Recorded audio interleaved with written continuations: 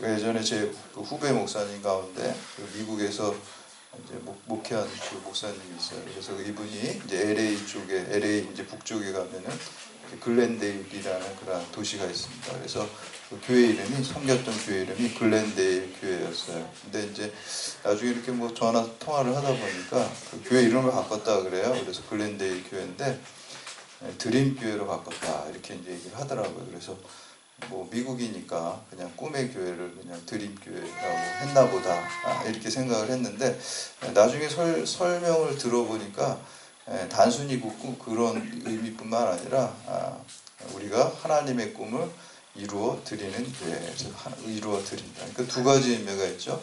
드림이 꿈이라는, 하나님의 꿈이라는 의미도 있고, 그 꿈을 갖다가 내 꿈이 아니라 하나님의 꿈을 이루어 드리는 교회와 성도가 된다. 그런 의미로 드림교회로 이름을 바꿨다라고 이렇게 이제 설명을 하는 것을 들은 적이 있습니다. 그래서 참 이름을 잘 지었다.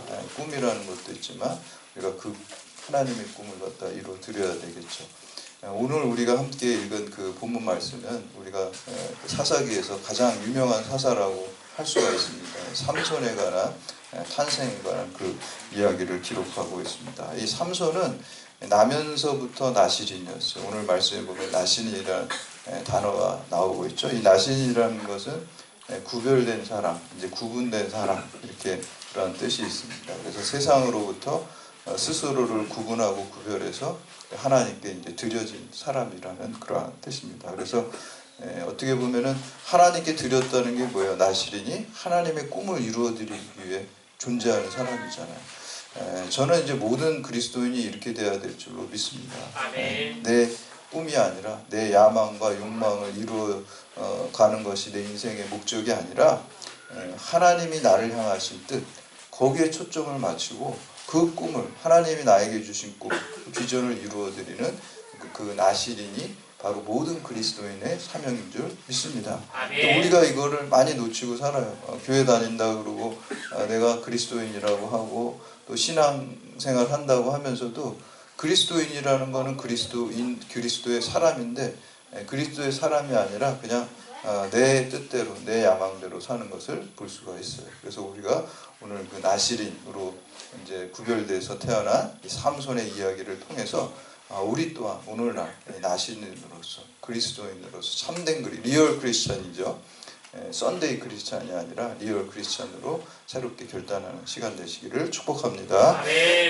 이게 꿈과 비전을 갖다가 어떤 목사님은 좀 이렇게 구분하는 걸 제가 어떤 책에서 본 적이 있어요. 그래서 꿈은 사람이 꾸는 거고 비전은 하나님이 주시는 것이다. 이렇게 이제 쓰고 있어요. 그래서 약간 꿈을 갖다가 좀 세속적이고 또 인간적인 것으로 이렇게 좀 부정적으로 표현을 하고, 비전은 하나님에서 신앙적인 하나님이 주신 것이다. 이렇게 이제 구분을 하는 것을 본 적이 있어요. 근데 저는 좀 별로 그 구분이 별로 안 좋아 보였어요. 왜냐하면 꿈, 비전 저는 똑같은 말이라고 생각을 합니다. 근데 그 꿈과 비전이 어디로부터 출처가 어딘지, 내 욕망에서 나온 것인지, 내 야망에서 나온 것인지, 아니면은 하나님이 주신 건지, 그 출처에 따라서 달라지는 것이지 꿈이라는 단어하고 비전이라는 단어를 그렇게 구별할 필요는 없다라고 생각을 합니다. 또 한 가지는 출처가 어디냐가 본질이겠죠. 나한테서 나온 것인지 하나님에서 나온 것인지가 중요하고, 또 한 가지는 목적이 중요합니다. 내가 이루려고 하는 꿈이, 내가 이제 100억을 모으는 게 꿈이야. 그래서 100억을 모아가지고 내가 뭐 좋은 차 타고 좋은 집에서 사는 게 그게 내 인생의 목적이야. 실제로 이렇게 말하는 사람들 많이 있습니다. 그래서 그게 최종적인 목적이 된다면, 그게 내 비전이라고 한다면 그거는 자연인의 꿈이고 자연인의 비전입니다. 그러나 반면에 하나님께서 나에게 주신 비전이 내가 이것을 통해서 선교하고 구제하고 또 그런 것이 내 최종적인 목적이다 라고 한다면 그건 하나님이 주신 것입니다. 그래서 흔히 자연인의 꿈과 비전은 사해바다와 같다 그래요. 사해바다는 물이 들어가면 나가질 않잖아요. 거기 다 가둬두잖아요. 하나님께서 여러분에게 축복을 주셨는데, 돈을 많이 주신, 좋은 지위를 많이 주셨는데 그게 나하고 내 가족에만 이렇게 가두어 놓으면 사해바다는 죽음의 바다예요. 거기 생명체가 살 수 없는 바다가 돼버리는 거죠. 반면에 갈릴리 바다는 물이 들어온 대로 계속해서 흘러내보내거든요. 그거는 거기에 갈릴리 바다는 많은 생명체들이 살고 살아있는 바다가 돼요. 그래서 오늘 우리가 가진 꿈과 비전이 그 최종적인 목적이 그냥 내가 출세하고 내가 잘 되고 내가 잘 먹고 잘 사는데 멈춰져 있는 꿈과 비전이라고 한다면 그건 하나님과 상관이 없는 그냥 자연인들이 가진 세상 사람들이 가진 꿈과 비전입니다. 반면에 우리가 하나님 말씀을 공부해서 하나님께 초점을 맞추고 하나님이 주신 비전과 꿈을 가지고 그리고 목적이 내 가족과 나만 잘 먹고 잘 사는 것이 아니라 하나님의 뜻을 이루는 데 있다고 한다면 그것이 하나님이 주신 꿈과 비전인 줄 믿습니다. 나시린의 꿈과 비전이 바로 그런 것이고요. 나시린이 사실 오늘날 우리들의 참된 그리스도인의 모습이라고 볼 수가 있습니다. 그런데 이 나시린 중에는 구약 성경에 보면은 이렇게 특별한 기간 동안 나시린으로 하나님께 쓰임받은 사람들이 있고요. 평생 나시린이 있어요.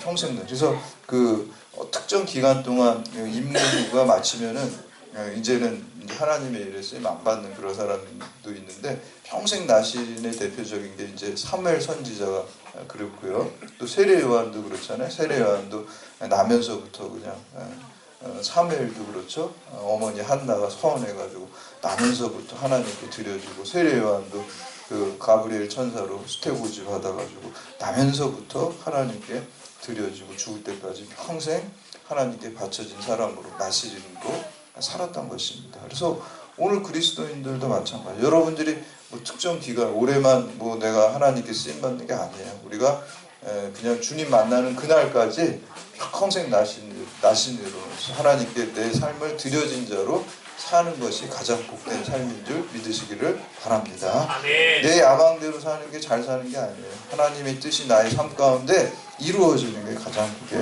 복된 것입니다. 그래서 예전에 그 스캇 브레너라는 그 목사님 설교를 제가 이렇게 들은 적이 있는데 그 목사님 설교 중에 그런 얘기를 하고 있습니다. 요즘에 교회는 있지만 나시린은 없는 것 같다 이런 얘기를 해요. 교회 다니는 사람은 많이 있죠. 그렇죠? 교회 나오는 사람들이 있지만 정말 나의 삶을 나의 몸과 나의 마음과 나의 생각과 나의 인생을 하나님께 올려드리는 사람은 많지 않다는 거예요. 그래서 여러분들이 사도 바울도 로마서 12장 1절 말씀에서 그랬죠. 너희 몸을 하나님께서 기뻐하시는 거룩한 산 제물로 드리라 그랬어요. 리빙 세크리파이스로 드리라 그랬어요. 그게 너희가 드릴 거룩한 영적인 예배니라 했습니다. 그래서 몸을 드려야 돼요. 그냥 몸은 드린다는 건 마음도 당연히 드리는 거죠. 그냥 마음으로만 머리로만 하는 게 아니라 내 삶의 전체 인격을 모든 것을 다 이거 다 하나님이 주신 거잖아요. 여러분의 몸과 생명과 생각과 힘과 다 하나님이 주신 거예요. 그거를 내가 기쁜 마음으로 하나님의 제단에 산제물로 다시 올려드리는 그 마음을 가지고 살아갈 때 나시린이 되고 참된 그리스도인 되고 가장 복된 인생이 될 줄로 믿습니다. 그래서 오늘 본문에 이 여호와의 사자가 삼손의 부모에게 삼손이 태어날 것을 알리는 장면이 나옵니다. 처음에는 삼손의 어머니에게 먼저 이 천사가 나타나서 알리죠. 그 다음에 이제 삼손의 아버지 마노아에게도 또 이제 나타나서 알리는 어떤 수태고지의 그 장면입니다. 그래서 오늘 말씀을 통해서 오늘 나를 향하신 하나님의 음성이 무엇인지 우리가 깨닫고 믿음을 새롭게 결단하는 시간 되시기를 주님의 이름으로 축복합니다. 첫째, 나는 불가능하지만 하나님은 가능합니다. 이게 신앙의 핵심입니다. 불가능한 가능성이죠. impossible possibility가 기독교 신앙입니다. 그거 안 돼 이렇게 생각하지만 그 안 되는 게 예수 안에서 우리가 가능하게 될 줄로 믿습니다. 그것이 이제 믿음입니다. 천사가 찾아와서 이제 임신 사실을 알리는 것을 우리가 한자어로 수태고지라고 그럽니다. 그래서 이제 가장 유명한 수태고지가 마리아에게 가브리엘 천사가 나타나서 얘기하는 거죠. 이제 아들을 낳을 것이다. 이름을 예수라 지어라. 이게 이제 수태고지고 또 이제 엘리사벳에게 또 나타나서 이 가브리엘 천사가 세례 요한 이제 아들을 낳을 것이다.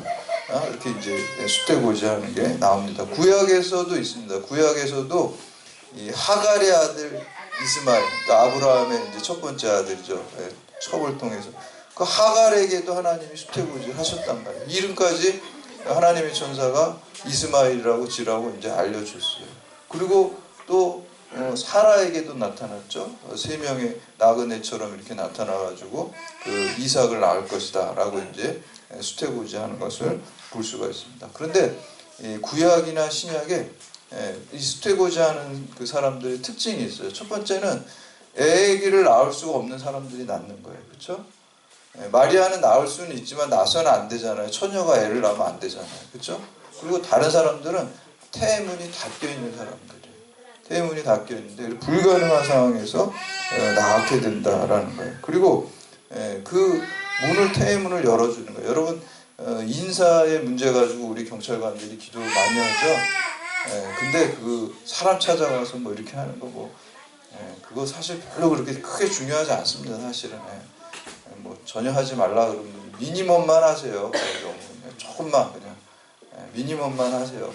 그리고 누구한테 해야 돼요? 하나님한테 해야 돼요. 아멘. 하나님 예수 그리스도가 그 문을 열면 닫을 사람이 없고 그 문을 닫으면은 열 사람이 없다 그랬어요. 요한계시록에도 나오잖아요. 그 말씀이. 무슨 문을 엽니까? 우리 인생의 문을 주님이 열어주셔야 돼요. 인사의 문도 열어주셔야 돼요. 태의 문도 열어주셔야 돼요. 나의 앞길도 주님이 열어주셔야 돼요. 사람이 열어주는 거 아닙니다. 사람이 열어준다고 생각하는 사람은 신앙이 없는 사람이에요. 그냥 세상 방식으로 살아가는 거고요. 우리 그리스도인들은 하나님께서 모든 문을 열어주고 닫는다라는 걸 믿어야 될 줄로 믿습니다. 그래서 어려운 일이 있고 힘들 때 그 내 앞길을 갖다가요 사람 찾아다니면서 부탁하고 그래요. 그 사람 별로 여러분한테 관심 없습니다. 별로 관심 없어요. 그리고 귀찮아해요. 그런 부탁하면.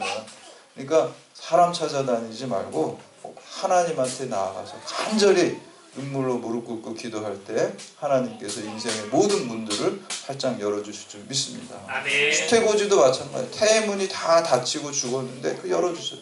복음이라는 게 뭡니까? 내가 다 끝났다고 생각하는데 다시 시작할 수 있는 거예요. 십자가에서 다 죽은 예수 그리스도가 죽었다고 생각했는데 다시 하나님께서 부활로 생명으로 일으켜 주셨어요. 죽음이 극복되는 게 그게 복음입니다. 다 끝났는데 이게 끝난 게 아니라는 거예요. 거기서 새롭게 하나님께서 생명으로 부활로 영광으로 다시 일으켜 주시고 다시 우리를 열어주시고 더 큰 영광으로 주신다는 게 복음이 될 줄로 믿습니다. 그게 기쁜 소식이에요. 그래서 우리는 아무리 힘든 상황이라서 절망하지 않을 수 있습니다. 죽음도 하나님께서 이기시고 부활로 우리를 나아가게 한 것처럼 어떠한 어려운 문제도 주님께서 다 열어주실 줄 믿습니다. 두 번째는 수태고지가 있을 때는 이스라엘이 영적으로 최악의 상태에 빠져서 도저히 자신들의 힘으로 일어날 수 없을 때 수태고지를 했어요. 그러니까 초강력 수단으로서 임신을 할 수 없는 여인을 통해서 아이를 낳게 해서 또 그 하나님께서 이 불가능을 가능케 했다는 것을 보여주신 거예요.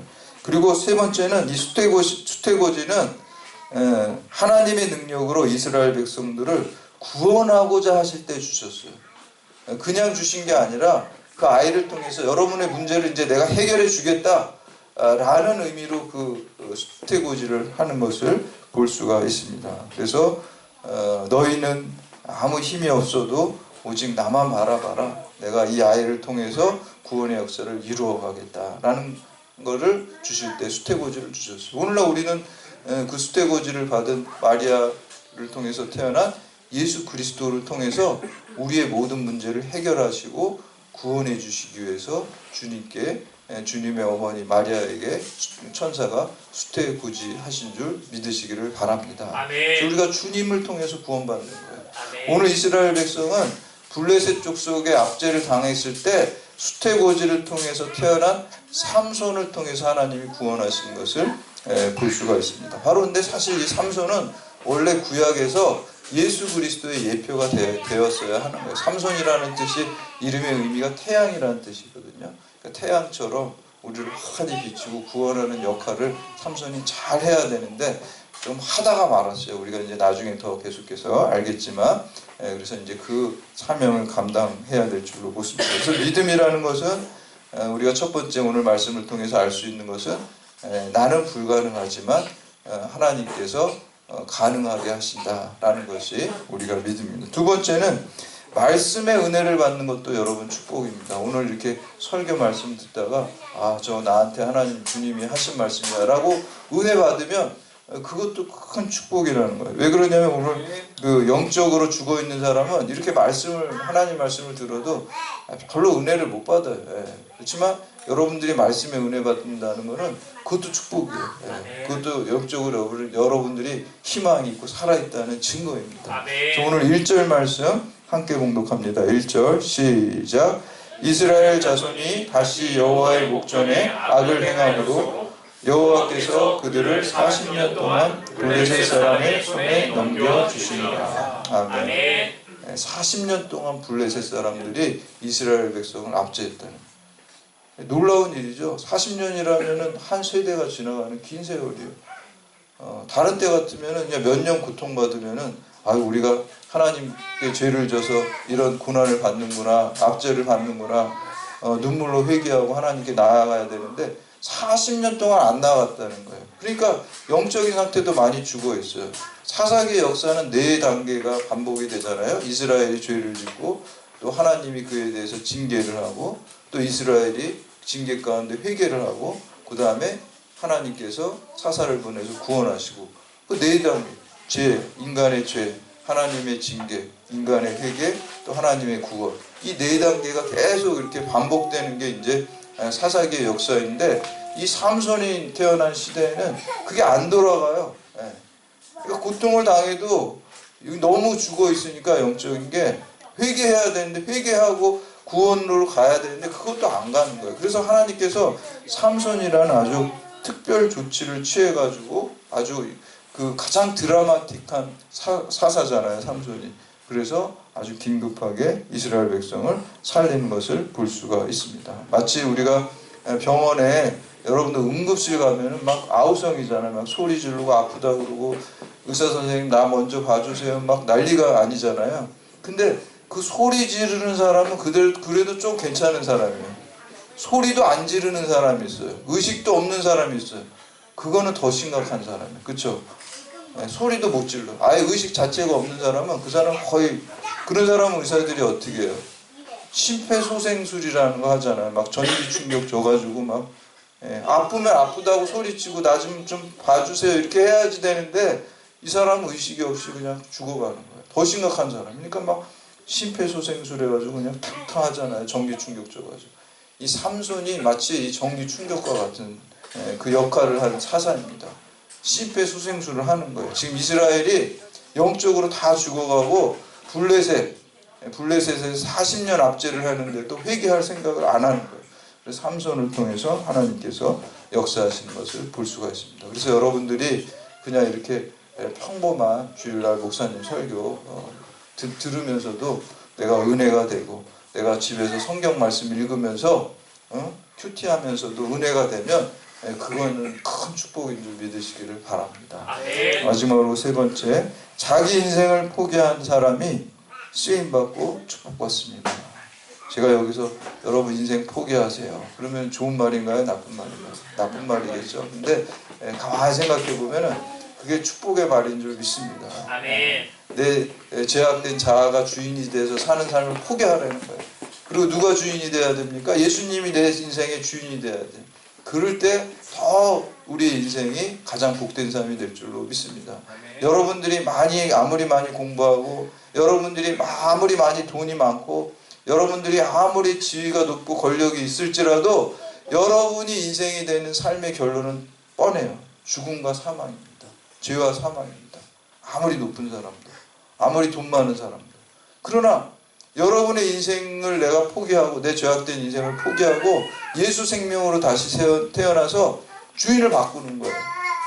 그 전에는 내 인생의 주인이 나였는데 이제는 내가 아니라 내 인생 포기하고 예수로 살겠다라고 예수님으로 주인을 바꿔버리면 그것이 생명이고 영광이고 영생 복락인 줄 믿으시기를 바랍니다. 왜냐하면 예수님은 길과 진리와 생명이시기 때문에 그분이 내 주인이 되신다면 내가 비록 좀 못 배웠을지라도 내가 비록 돈이 없을지라도 내가 뭐 지위가 그렇게 높지 않을지라도 그 인생의 결론은요 영원한 생명과 진리와 천국과 부활과 영광이 될 줄로 믿으시기를 바랍니다. 그러니까 내 인생을 포기하는 게 수지맞는 거예요. 내 인생 붙들고 있으면은 그 결론이 죄와 사망과 지옥으로 갈 수밖에 없습니다. 그래서 자기 인생을 포기한 사람, 나시린이 되는 것이, 그리고 예수의 사람이 되고 하나님의 사람이 되는 것이 하나님께 쓰임받고 축복받는 삶입니다. 그래서 오늘 수태고지를 하면서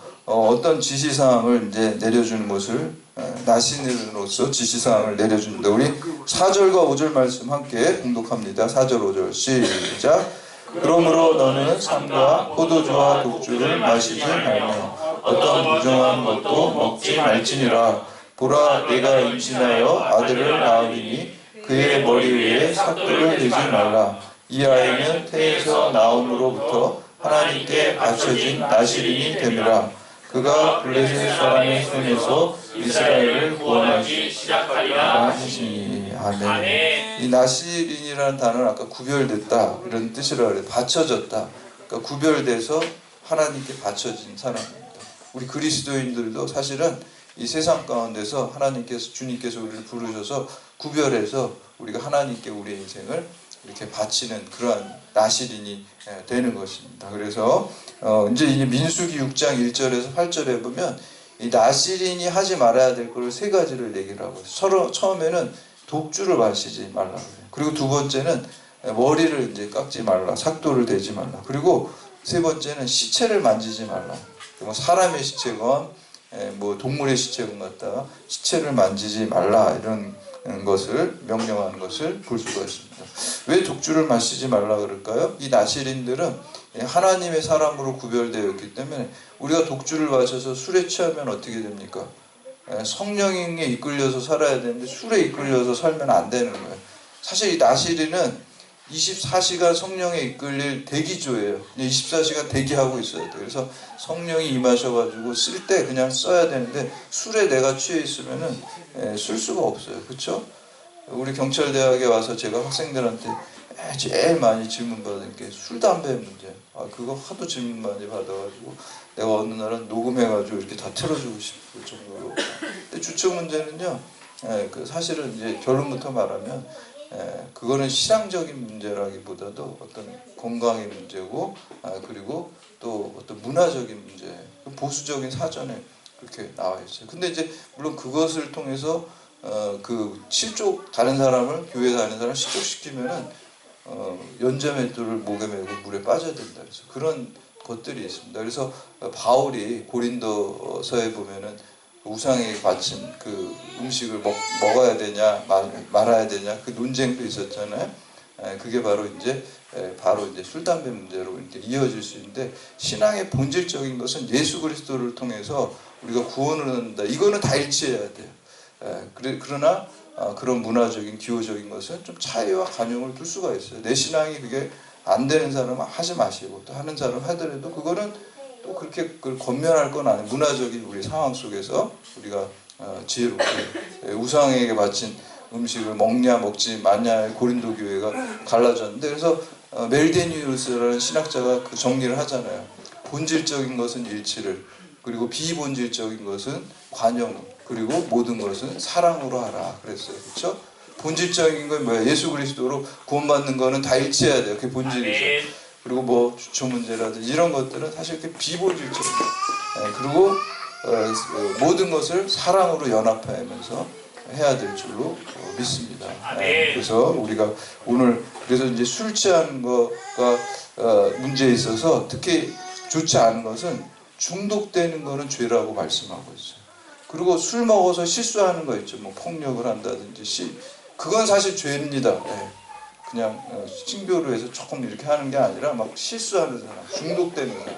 왜 죄입니까? 왜 임박이는 게 죄입니까?